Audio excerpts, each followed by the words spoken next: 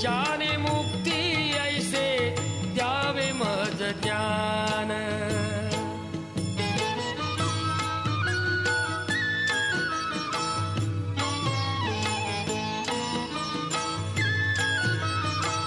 पतितांना पावन करते दया तुझी थोर.